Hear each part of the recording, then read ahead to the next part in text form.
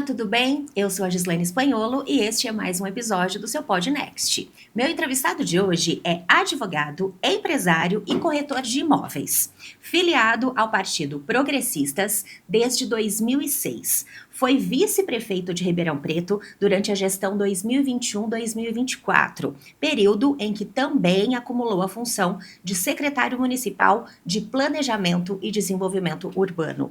Antes disso, atuou como secretário municipal de Meio Ambiente e também como assessor parlamentar na Câmara Municipal de Ribeirão Preto. Foi eleito vereador agora, em 2024, nas últimas eleições. Meu convidado de hoje, o vereador Daniel Gobi. Seja bem-vindo, Gobi. É um prazer estar aqui, Gislaine, para poder conversar com vocês e falar um pouco da minha trajetória, né? Um pouco longa, apesar dos meus poucos anos de vida, né? Já é bastante experiente aí na política, né? Com certeza. Comecei na Câmara, como você disse, né? Fui assessor parlamentar. Em 2013 fui secretário de Meio Ambiente. Por ser uma atividade que eu era advogado ambiental. E depois, em 2020, fui candidato a vice-prefeito na chapa com o prefeito Duarte Nogueira e voltei para a cena política, né? Ó, curiosidade, tá? Já começo o episódio com curiosidade. Você falou, fui secretário de Meio Ambiente, né? Foi no governo Darcy Vera. Foi. E como que foi? Eu sei que você não teve nenhum envolvimento com todas as questões, né, que ocorreram referentes à corrupção, denúncias e tudo mais, mas como que foi para você estar num governo que estava passando por uma crise tão gigantesca, né, tendo pessoas presas, pessoas denunciadas? Como que foi, assim, essa loucura na sua Eu vida? estava me lembrando que eu entrei na Secretaria de Meio Ambiente dia 3 de abril de 2013, né? Era um período muito complicado, a Darcy ela tinha sido processada, né, e cassada em primeira instância eleitoralmente, eu acho que pouca gente lembra disso, então foi um momento que nem reunião de secretariado tinha, né? Então eu não tinha uma diretriz a seguir, então eu criei a minha agenda para a Secretaria de Meio Ambiente, meu programa de metas, para poder, pelo menos, entregar algo naquele período que eu fiquei. E eu saí em março de 2016, né? Acho que toda a confusão foi depois de abril. Então eu não vivi aquele momento crítico com ações e tudo mais, mas eu me sentia um pouco agir de forma isolada na Secretaria de Meio Ambiente porque eu não tinha uma diretriz, né? A diretriz eu criei e eu acho que eu fui feliz nesse período, tanto que eu consegui voltar para a cena política pelos meus méritos, né? Com certeza, te capacitou, né, te gabaritou para continuar aí. Ah, sim, é um período que eu sempre digo, né? Você governar, né? Fazer uma gestão sem recursos financeiros, que a gente vivia um momento muito ruim, né? Do caixa da prefeitura, né? Depois eu volto em 2021 para secretário de Planejamento com uma condição financeira bem melhor da prefeitura. Então eu falo que eu trabalhei na prefeitura sem dinheiro e trabalhei na prefeitura com dinheiro. E trabalhar sem dinheiro é a grande sacada, né? Porque com dinheiro é fácil, né? Fazer as coisas acontecerem. Mas sem dinheiro tem que ter um jogo de cintura aí e uma grande experiência para dar conta do recado. Ah, sim, a gente tem que trabalhar com a iniciativa privada. Se você não tiver crédito com a iniciativa privada e as pessoas confiarem em você, que você não está agindo corretamente, com honestidade, ninguém investe em quem está fazendo coisa errada, né? Então, eu acredito que ali foi um momento muito bom, feliz da minha trajetória política, que a gente conseguiu entregar um monte de parques, né? A maioria dos parques hoje novos na cidade foram feitos na minha gestão. O Parque das Artes, conversado com a Multiplan na época, foi um importante equipamento. O Olhos d'Água, que agora reabre, né? Também com a família Cardoso, que era a incorporadora do local. E o Parque Uber foram todos concebidos na minha gestão, então, no meio ambiente. Agora, Gobi, eu me recordo que no ano passado você era um grande nome, né, que se falava a candidato a prefeito, para ser o candidato a prefeito. Você até chegou a fazer algumas declarações de que seria candidato a prefeito de Ribeirão. Porém, isso não se concretizou, você acabou saindo para vereador em vez de se candidatar ao cargo do executivo. O que aconteceu aí nesse meio tempo? Gislaine, eu gosto de falar sobre isso porque você não é candidato sozinho, né? Não adianta eu chegar, acordar de manhã e falar assim, eu sou candidato a prefeito. Não adianta eu ter toda a minha preparação que eu fiz, né? O diagnóstico da cidade todo, que minha equipe levantou comigo, Só que o meu partido, infelizmente, né, a gente hoje no Brasil, as coisas não se decidem na nossa cidade, né? Ribeirão Preto fica à mercê. Isso foi decidido no âmbito estadual e no âmbito federal. E o presidente estadual do partido, na época, ele falou para mim: eu sou muito amigo do Ricardo e tudo mais, eu gostaria muito que você caminhasse com ele.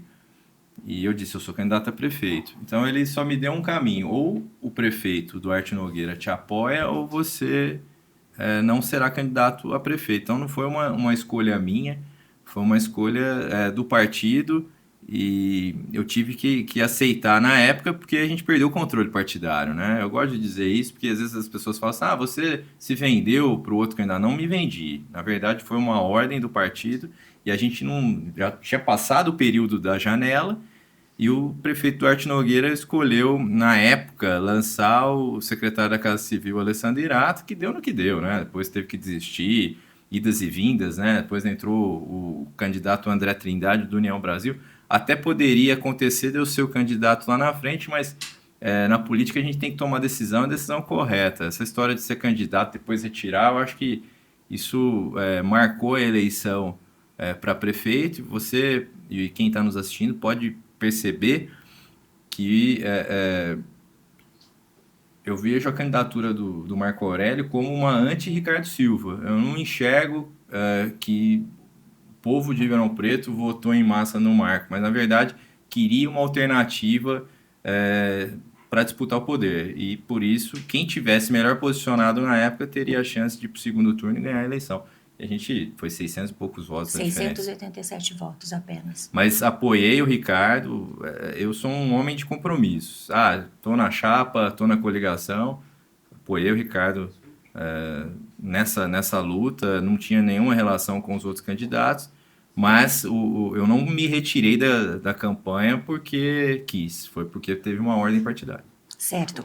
Gobi, você citou o ex-prefeito Duarte Nogueira, né? Disse que, infelizmente, não teve o apoio dele para sua candidatura a prefeito, o que era um critério do seu partido para que você saísse candidato. E aí eu te pergunto, como era a relação, né, sua como vice-prefeito, secretário de planejamento e o prefeito Duarte Nogueira? Porque eu me recordo também que no ano passado, no final do ano, você fez uma declaração dizendo que a zeladoria de Ribeirão Preto era calamitosa, entre aspas, foi essa palavra que você utilizou. E você fazia parte do governo, né? Então, como era essa relação? Você não tinha voz ativa? Na verdade, o Nogueira ele é um político muito centralizador, né? A gente fazia reuniões mensais e ele próprio falava isso. Disponibilizou uma série de recursos a mais para a Secretaria de Infraestrutura melhorar a zeladoria. Então eu não falei nada além do que ele falava em reuniões fechadas, né? Eu acho que o público, a partir do momento que eu sou candidato a vereador, eu como vice-prefeito, Gisnari, e quem está em casa nos assistindo, o vice não é ouvido para nada. É um cargo meramente figurativo. Eu ocupei uma secretaria de Planejamento e Desenvolvimento Urbano, uma secretaria pesada, uma secretaria que eu tinha um domínio, sim, né?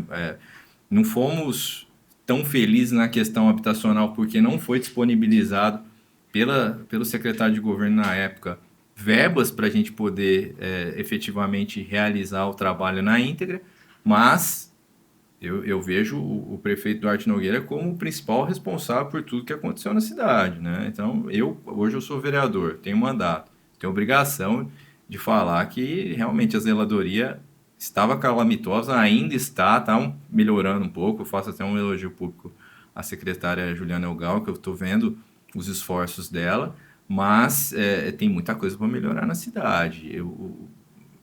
Na política, na gestão, o político tem que fazer opções de gestão. Ele escolhe. Quem está lá como mandatário escolhe. Então a agenda do prefeito foram obras. O prefeito adorava fazer uma obra. Agora no prefeito Ricardo Silva, até semana retrasada eu tive com ele, eu falei, Ricardo, você tem que ter uma agenda e um programa de metas, aonde você quer chegar. Não adianta você melhorar naquele setor, melhorar naquele outro, isso já é obrigação, né? A saúde pública ele tem investido bastante. Semana passada abriu novos leitos no Santa Lídia para desafogar essa regulação médica, né? A gente vê as UPAs todas congestionadas, mas você tem que ter uma meta. Onde você quer chegar para Ribeirão Preto? Se eu fosse o prefeito de Ribeirão Preto hoje, a minha meta era o desenvolvimento econômico. Nós vivemos hoje um momento que a nossa economia é baseada apenas na prestação de serviço. O comércio sofreu demais. Então, cada político, eu acho que deve eleger uma bandeira, né? E a do prefeito Duarte Nogueira foi da mobilidade, que é muito discutida hoje, né? Você acabou com os corredores de ônibus, a maioria preferencial, e ninguém sente falta, né, dessa situação. E nesses 3 meses, né, de governo Ricardo Silva, você disse, estive com o prefeito recentemente, quer dizer, vocês têm uma boa relação, Sim. pelo que eu sinto, né? Como que você avalia?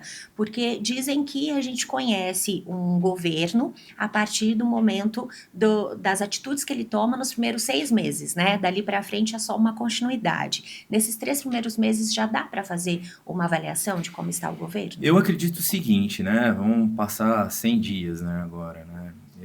Eu entendo que o Ricardo ainda está entendendo o que que é a máquina, né? Não adianta exigir dele, ele nunca foi gestor, né? Ele foi deputado, vereador, ele nunca, não sabia como é que era o uso da máquina.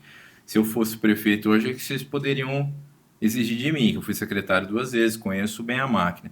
Então, eu acredito que 100 primeiros dias, acho que ele conheceu a máquina e tem um lema que fala, né? Você, nos primeiros 6 meses de uma gestão, você consegue colocar para frente tudo aquilo que você vai fazer em 4 anos. Sim. Então, o Ricardo tem que correr, se ele for fazer algum tipo de obra estruturante na cidade, nos próximos 3 meses os projetos têm que estar prontos. Senão, ele não vai entregar. E eu falo isso com propriedade. Lembra da UPA do Ribeirão Verde? Foi prometida lá em 2020, na chapa que eu fui vice-prefeito. Até hoje não está pronta. Por quê? Porque não colocaram como prioridade no primeiro ano da reeleição do governo passado. E aí vai demorando, não entregou e eu nem tenho certeza se vai entregar esse ano. Eu acho que o medo do custeio, né? Ah, quanto vai custar isso para a prefeitura? Isso vai mexer no nosso caixa? A gente tem as prioridades de mobilidade, a questão de custear também as passagens dos ônibus. Então, você acaba esquecendo disso e não entrega, né? Tem as obras, a obra da Rio Pardo, que é tão esperada pelo Ipiranga, não conseguiu colocar para frente. Tem a obra também da Tanquinho, que na minha opinião é a obra mais impactante da cidade, que o Ricardo tem batido na tecla que vai fazer, mas eu acredito que não é esse valor que eles estão pensando, é um valor muito grande, vai ter muita desapropriação. Então, se o Ricardo não correr, ele corre o risco de passar os 4 anos sem a agenda e programa de metas implantado.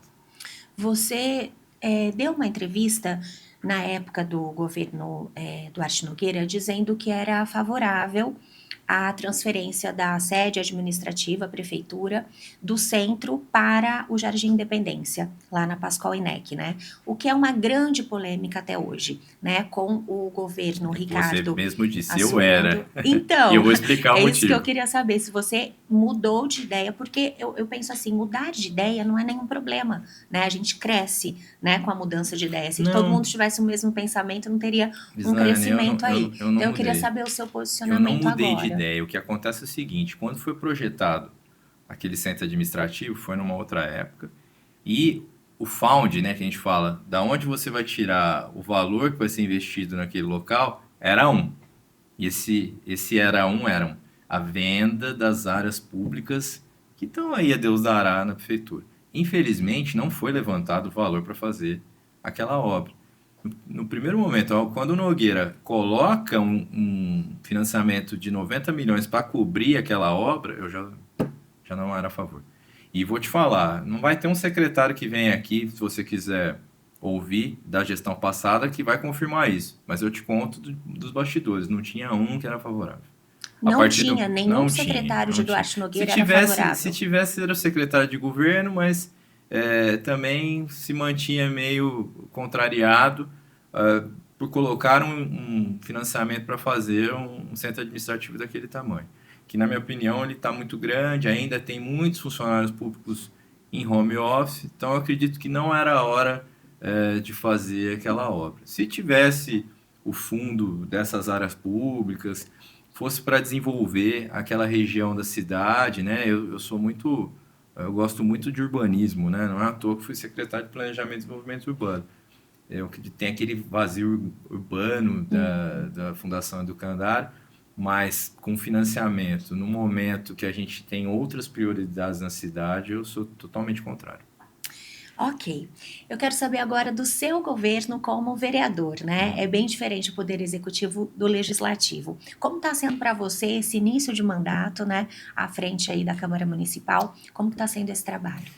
Eu elegi algumas bandeiras, né? A minha principal bandeira é do desenvolvimento econômico, né? A gente tem buscado dialogar principalmente com a Secretaria de Planejamento para colocar em andamento os planos de ações regionais, que é um complemento da Lei de Uso e Ocupação do Solo, que foi feito na minha gestão, né? Eu capitaneei essa mudança na cidade. Você vê a cidade inteira praticamente como comercial, né? Salinhas comerciais pela cidade, você ver essa mudança na nossa cidade, assim como no mundo inteiro, né? Não adianta você fazer locais que são só residências, você vai começar a ter bairros praticamente vazios, né? O Alto da Boa Vista é um bairro, por exemplo, que estava totalmente vazio e a gente vê essa pujança.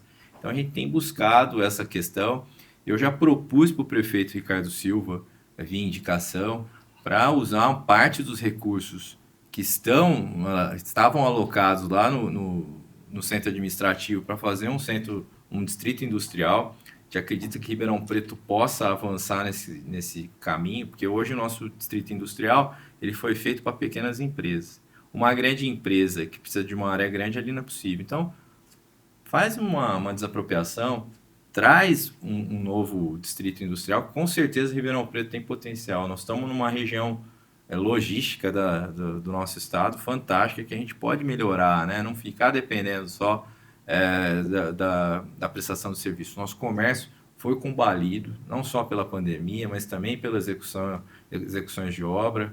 Hoje a gente vê que a 9 de julho foi entregue e acredito que ali possa ser também um polo gastronômico, fazendo com que o Boulevard possa trazer novos moradores, né? Hoje é possível, mas nós temos ainda uma discussão muito estruturante, né, Gislaine? A questão da distribuição de água. A gente só consegue trazer empreendimentos para as zonas que já estão estabelecidas na cidade se a gente tiver infraestrutura. E hoje ainda o SAERP tem buscado soluções e eu tenho feito esse diálogo também com o secretário de Água e Esgoto no sentido da gente também poder revitalizar o centro da cidade e aquele centro expandido. Aí você pega o Boulevard, pega o Campos Elíseos, a própria Vila Tibério, e a gente tinha gestado um projeto, estou esperando agora o prefeito Ricardo Silva assinar com a Secretaria de Habitação e Desenvolvimento Urbano do Estado e também com o BNDES, de um grande plano de revitalização do centro da cidade.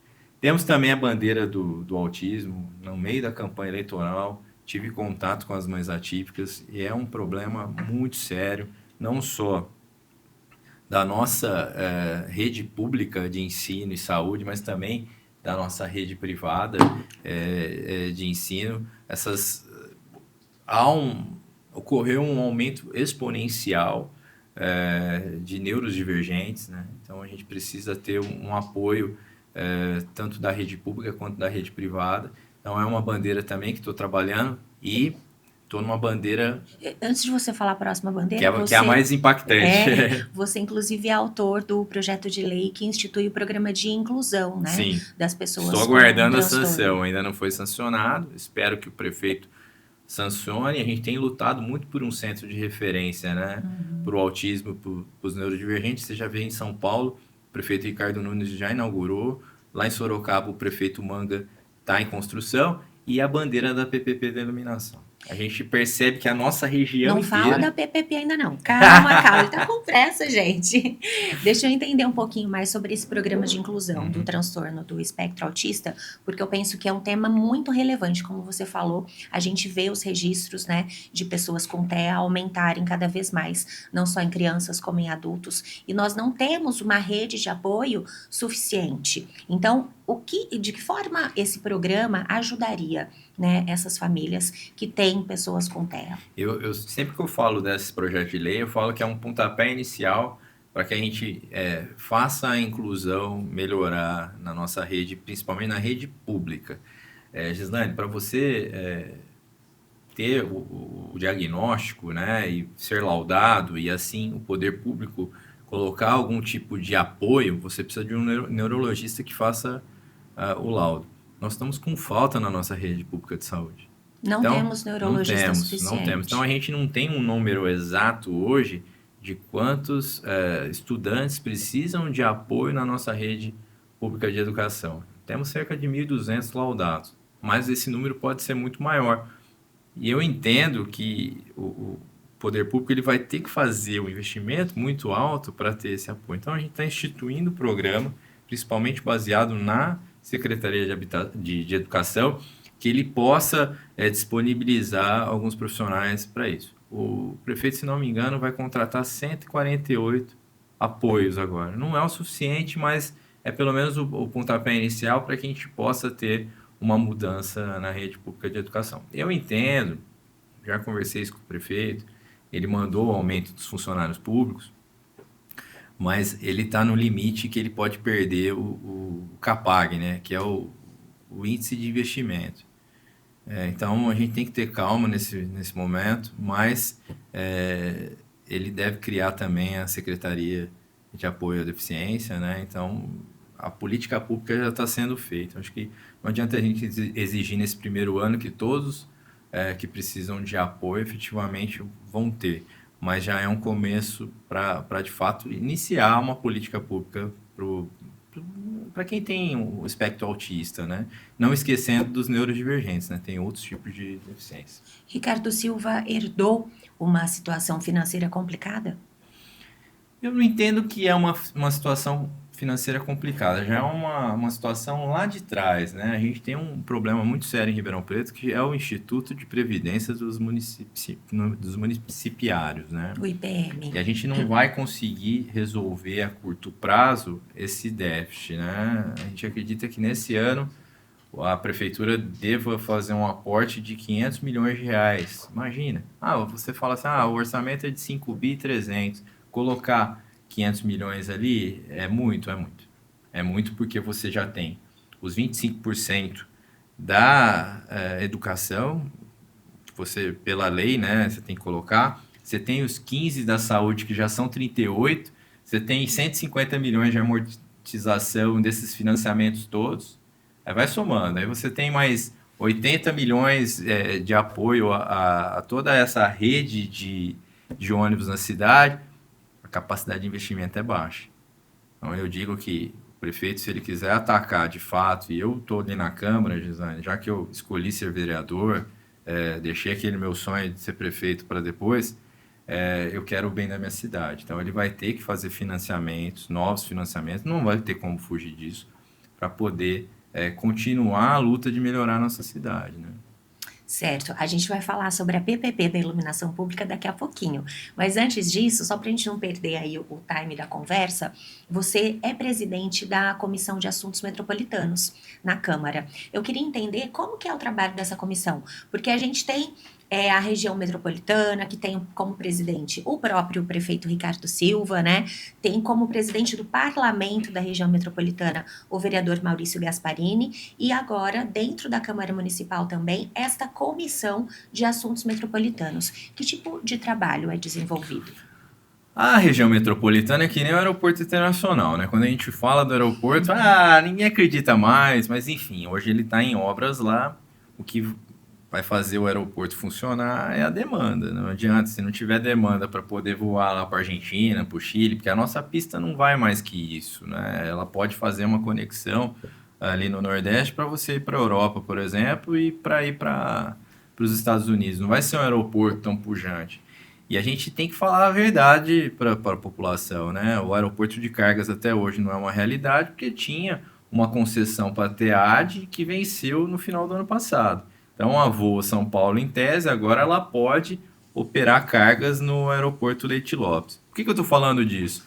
Porque toda vez que a gente fala de região metropolitana, todo mundo fala, mas o aeroporto também não vingou. Agora ele está, em tese, voando, né? Ele vai começar, se for hoje lá, está todo em obras, com equipamentos para ter a Receita Federal, para ter essa questão do desembaraço das cargas.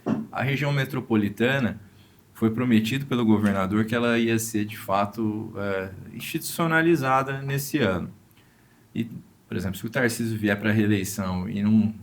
Já pensou o ano que vem? Ah, não virou nada da região metropolitana. O que vai prometer? Então, eu acredito que, de fato, esse ano ele vai colocar... Deve ter uma reunião ainda esse mês, né? Vem um representante da Secretaria de Habitação e Desenvolvimento Urbano do Estado, o José Polici Neto, deve vir à cidade, distribuir as tarefas para as cidades para, de fato, ter um escritório técnico de projetos instalado em Ribeirão Preto para atingir toda a nossa região das 34 cidades. E a nossa comissão, aí sim, ela vai poder, de fato, trabalhar perante esse escritório técnico, poder auxiliar os municípios e a região metropolitana para fazer andar. O parlamento metropolitano, eu creio que ele é uma lei aqui de Ribeirão Preto, que foi institucionalizada, que na época foi criado por um vereador que é o atual presidente. Então, eu acho que é mais uma questão institucional. A Assuntos Metropolitanos, ela vai trabalhar, botar a mão na massa, e a gente está esperando essa reunião agora, esse mês, para ver se a partir de maio a gente tem esse escritório técnico que também vai ser um pontapé inicial para a região metropolitana avançar. Vai ter que se escolher um projeto que vai ser trabalhado primeiro, que deve ser da habitação, até a tentar acabar com as favelas, as comunidades, não só em Ribeirão Preto, mas na região metropolitana como um todo. Questão do transporte metropolitano, né? Hoje, 15 mil pessoas saem de Serrana todos os dias para vir para Ribeirão trabalhar, estudar. Fora as outras cidades, imagina só, né? A gente precisa ter uma regulação, a gente precisa que a MTU, né, seja uma empresa metropolitana para gestar esse transporte público e, principalmente, Gislaine, a questão da ocupação do solo, né? Hoje, Cravinho já encostou em Ribeirão Preto. Jardinópolis, a gente tem a barreira natural, que é o rio, mas também tá vindo para cá. Sertãozinho, Cruz das Posses, o antigo prefeito tinha um projeto de fazer a estrada de Cruz das Posses e Ribeirão Preto avançar. Enfim, a gente precisa planejar agora para não ter problema lá na frente. Quer dizer que, infelizmente, a região metropolitana, né, quando a gente fala, saem notícias, matérias nos veículos de comunicação, infelizmente, na prática ainda, não está trazendo nenhum benefício para o cidadão comum. Eu escolhi ser presidente da Assuntos Metropolitanos e fui eleito pelos vereadores justamente porque eu acredito que nesse ano, assim como o aeroporto está saindo, né, a região metropolitana efetivamente ela vai ser criada, não em forma de agência como em outras cidades, né? Campinas tem agência, Santos, acho que Sorocaba tem também. Aqui não vai ter, porque eu acredito que o governador também não quer criar cabidão de emprego, né? Local para político ficar indicando gente para tocar. Mas eu acredito que nesse modelo, se de fato os prefeitos entenderem e abraçar o projeto, indicar técnicos para que possa vir a Ribeirão Preto pelo menos uma vez por semana e estruturar toda essa situação, eu acredito que nesse ano ela vai sair do papel. Mas depende mais da figura do governador Tarcísio. Tá certo. Agora chegou o momento da gente falar do que você queria já há um tempo, né? A Comissão Especial de Estudos da PPP da Iluminação Pública, né? Me conta um pouquinho por que surgiu a necessidade dessa comissão. Porque foi o seguinte, Gislaine, lá em 2023 foi feito um leilão lá na Bolsa de Valores, em julho, e foi comemorado até por mim mesmo, que estava lá no local na época. Demorou 1 ano e 1 mês para a empresa Conecta, o consórcio que ganhou o leilão, assinar o contrato. Uma série de 1 ano e 1 mês para assinar o contrato. Então você já começa a desconfiar que pode ser que não tenha algo certo, né? Hoje a gente tem uma indústria no Brasil inteiro das PPPs, das concessões. Tem um empresário que outro dia encontrei num evento, ele disse o seguinte para mim: olha, eu tenho algumas concessões. Se eu quiser ter várias concessões, eu posso participar, só que eu não tenho dinheiro. Então, assim, as empresas vão montando as operações, depois ela vai atrás do found, né? Quem que vai custear? Uhum. E hoje a Selic, não precisa nem dizer, né? A Selic, historicamente, está 14% o custo. Imagina para você captar esse dinheiro no mercado. E a Conecta assinou esse contrato em agosto. Ela não fez nenhum movimento até virar o ano, até mudar o mandato, mas ela recebeu cerca de 2 milhões de reais. Em outubro, novembro e dezembro, somando esses meses, deu 2 milhões de reais. Então, Foi espera aí, vamos por partes, para que o cidadão comum também entenda todo esse processo. Ela demorou, a Conecta demorou 1 ano e 1 mês para assinar o contrato com a sim. prefeitura. Nesse período de tempo, ela também não desenvolveu nenhum trabalho, porque Não, não tinha contrato assinado. não. E a prefeitura não cobrou? Não tem nenhuma penalidade nesse período, desses 6 meses, da prefeitura no governo passado não notificou. Fez notificações, mas não publicou. Então ela não tem validade. E aí só foi feita a troca da iluminação da Via Norte. E todo mundo reclamando, né? Porque a CPFL pegou e passou o parque de iluminação para a Conecta, para ela também fazer a manutenção. Não é só trocar por LED, ela tem que fazer a manutenção. Hoje, ela voltou no governo do Ricardo. Ela voltou a trocar essas lâmpadas queimadas por vapor de sódio, não LED. E Só para você deveria ser LED. Deveria ser LED, só que agora ela começou a executar alguns projetos de troca de iluminação por LED, na Jerônimo Gonçalves, na Álvaro de Lima, mas para você recuperar os 24 meses que você tinha, de agosto de 2024 até agosto de 2026, que está em contrato, que você tem 2 anos para trocar todo o nosso parque de iluminação, 90 mil pontos de luz por LED, olha, Gislaine, eles não vão conseguir. E esses 2 milhões que você citou que a Conecta recebeu no ano passado ainda, foram referentes a que tipo de trabalho? Não tem medição esse trabalho? Tem emissão, então a gente está chamando, principalmente agora. Já na semana passada eles não compareceram, disseram que não podem, não puderam vir. Essa semana já mandaram um e-mail dizendo que não vão comparecer, porque também não conseguiram liberação do jurídico. Nós temos um auditor independente, contratado pela Conecta, que é uma empresa, chama Arcades, que é ela que valida, e aí nós temos os aferidores dentro da prefeitura, um na infraestrutura, tem uma outra secretaria e uma na secretaria de governo que atesta esses pagamentos. Então, provavelmente nós já vamos chamar a servidora que fez os pagamentos, né, a feridora, na secretaria de governo para entender dela. O que você pagou? Qual foi o motivo, né? Esses 2 milhões a gente quer saber. Aí fala, ah, não, tem uma conta. Que conta? Tá parecendo a conta do tarifaço do Donald Trump, né? Então a gente não consegue enxergar, Gislaine. Eu tenho a certeza absoluta. Você deve pagar na sua conta se você morar em Ribeirão Preto. A CIP aumentou, né? Sim.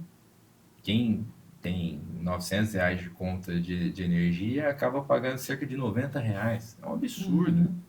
Então a gente tem cerca de 30 milhões em caixa. Esse contrato vai perdurar por 13 anos. Então tem algo errado aí. A gente vai ouvir e falar, por que vocês pagaram? Qual o motivo? Da onde saiu?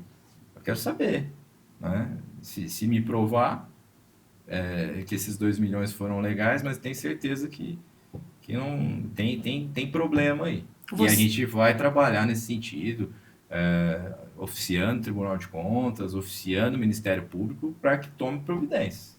você vê então indícios de ilegalidade nesses Sim. pagamentos. Toda PPP, ela tem uma regra, né? Então, ela tem que ser fiscalizada também, né? E aí a gente vê a nossa região, Slane, a maioria das cidades já trocado as lâmpadas, né? Você vê Cravinhos inteira em LED, são 13 cidades, se não me engano, 15 cidades do Coman, né? Que eram lideradas pela cidade de Garapava, agora é liderado pelo prefeito Juninho Gaspar em Batatais. 50% das cidades todas em LEDs. E Ribeirão Preto, que é a nossa metrópole, nada por conta de um contrato errado. Desculpa a minha ignorância, tá? Mas nós não temos nenhuma região de Ribeirão Preto que já tenha sido Não, agraciada com lâmpadas de não. LED. Só a Jerônimo Gonçalves Álvaro de Lima e a Via Norte.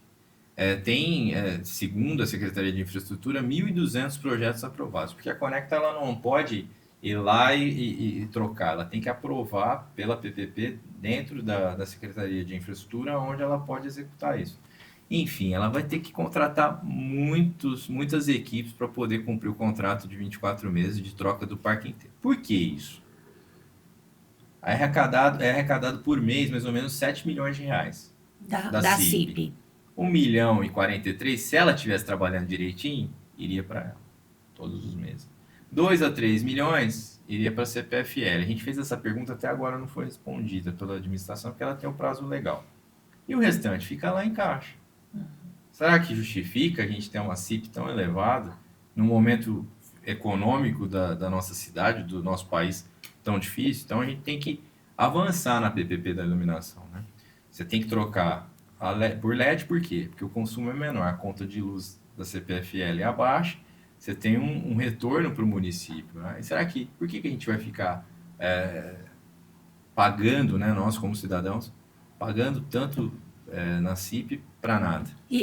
Tem a questão da segurança também, né? As lâmpadas de LED iluminam muito mais Você e já dão uma sensação percebe, você melhor. percebe na Jerônimo Gonçalves uma mudança muito grande por conta do LED. O LED, além de economizar, ele tem a questão da segurança pública, né? Onde você tem iluminação, e aí você poderia até avançar um pouco mais, colocar aquelas câmeras que tem no centro de São Paulo, né? O Smart Sampa, já prendeu bandido pra caramba lá, porque identifica, faz a leitura Facial. facial, a polícia vai lá e prende. Por que a gente não poderia avançar, né? Eu acho que Ribeirão Preto pode avançar muito ainda e a gente tem cobrado da prefeitura que destino vai ter a PPP da iluminação. Será que a gente poderia, já que vai ter que ter uma repactuação, né? Se desde agosto até agora não foi cumprido o contrato, se for ter uma repactuação que seja com a Conecta ou outra empresa, avançar um pouquinho mais, colocar câmeras nas nossas cidades, às vezes até fazer a gestão dos semáforos, né?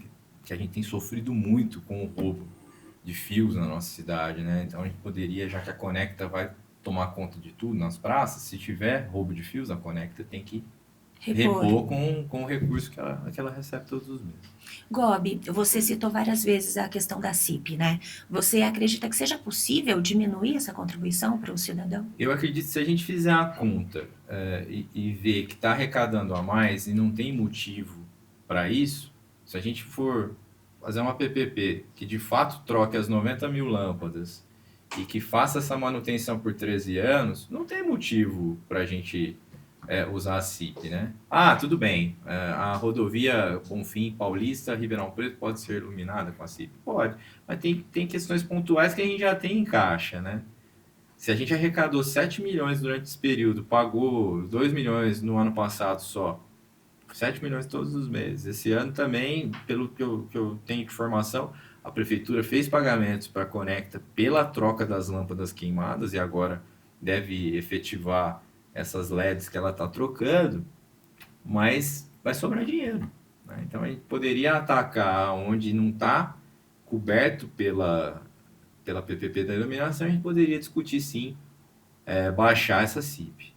Eu trabalhei com uma pessoa em uma das prefeituras que eu já passei, e essa pessoa dizia assim: prefeitura não é banco, não tem que ficar guardando dinheiro, não tem que ficar com dinheiro em caixa, tem que investir na cidade, né? No bem-estar do cidadão. Eu concordo. Tem cidades até que tem um perfil diferente. Você vê Curitiba tem um fundo lá de desastres naturais, né? Uma verba fantástica que tem lá, que na pandemia até o prefeito utilizou para poder beneficiar a população, né? Mas eu concordo com esse gestor que te falou isso.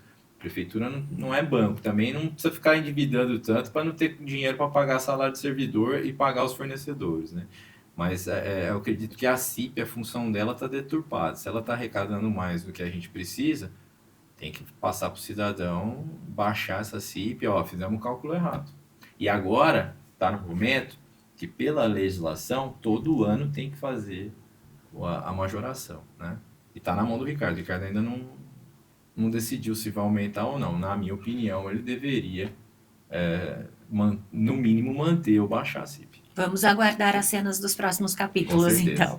O Gobi, por falar em Ricardo, você fez uma indicação ao Ricardo para a criação da Secretaria de Agricultura, né? Você acredita que Ribeirão Preto, né, nessa região que a gente fala tanto do agro, ainda deixe a desejar nessa questão de incentivo à produção agrícola? Quando a gente faz a indicação da Secretaria de Agricultura, acho que as pessoas não entenderam muito bem. Uma parte da população não entendeu. Vai falar, mais uma secretaria? Olha, o nosso perímetro urbano é muito grande, nós não temos mais nem fazenda, mas não é isso. Hoje a gente é sede da maior feira agropecuária, né, de agronegócio da América Latina.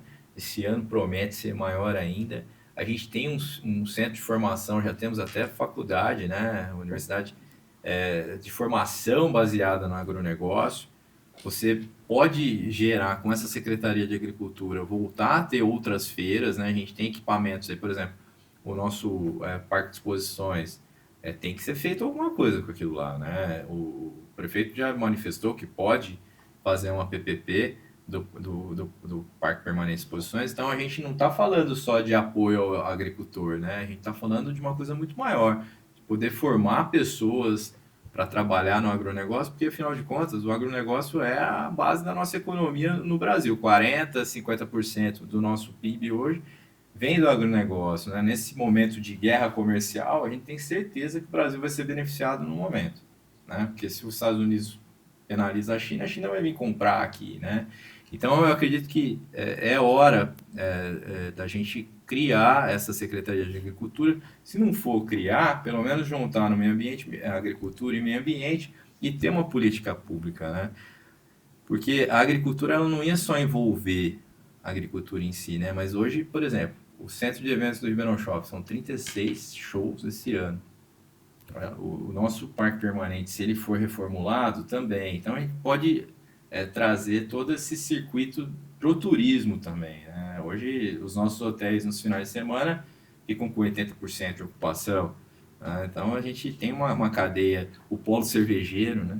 A gente tem uma cadeia de pequenas cervejarias aqui em Ribeirão Preto que a gente tem que usufruir mais, né? Desse turismo que a Secretaria de Agricultura com essas feiras, né? Já tem a AgriShow, a gente pode criar, voltar, quem sabe a FEAPAN de novo.